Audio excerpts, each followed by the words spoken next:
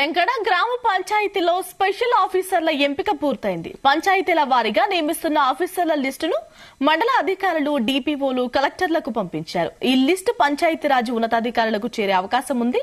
రేపటితో రాష్ట్రంలోని సర్పంచ్ల పదవీకాలం పూర్తి కానుండటంతో అదే రోజు స్పెషల్ ఆఫీసర్ల పాలనపై ప్రభుత్వం ఉత్తర్వులు ఇవ్వనుంది. స్పెషల్ ఆఫీసర్లపై ప్రభుత్వం పలు గైడ్ లైన్స్ జారీ చేయనుంది. 2వ తేదీన అధికారులకు కేటాయించిన గ్రామ పంచాయతీలో వారు బాధ్యతలు చేపడతారు.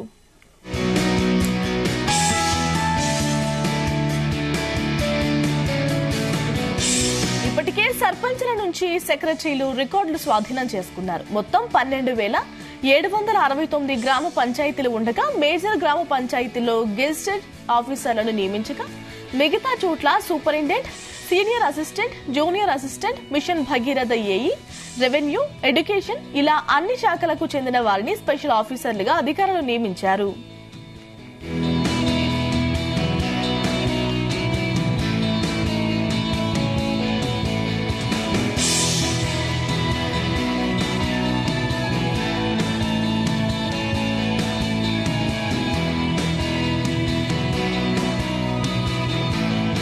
గ్రామ పంచాయతీలో స్పెషల్ ఆఫీసర్ల పాలన అమల్లోకి రానున్న నేపథ్యంలో 3వ తేదీన పంచాయతీరాజ్ మంత్రి సీతక్క అన్ని జిల్లాల అధికారులతో వీడియో కాన్ఫరెన్స్ నిర్వహించనున్నారు. ఈ రివ్యూలో ప్రిన్సిపల్ సెక్రటరీ, కమిషనర్, జిల్లా కలెక్టర్లు, అడిషనల్ కలెక్టర్లు, జెడ్పీటీసీలు, డిపిఓలు, డిఆర్డీఓలు, అలాగే డిఎల్పీఓ, మిషన్ భగీరథ ఏఈలు, ఎంపీడీఓలు, ఎంపీడీఓలు, సెర్ప్, పంచాయతీ సెక్రటరీలు, స్పెషల్ ఆఫీసర్లు పాల్గొనాలని జిల్లాలకు ఆదేశాలు వెళ్లాయి. అధికారులంతా పూర్తి సమాచారంతో అటెండ్ కావాలని పంచాయతీరాజ్ అధికారులు ఆదేశించారు.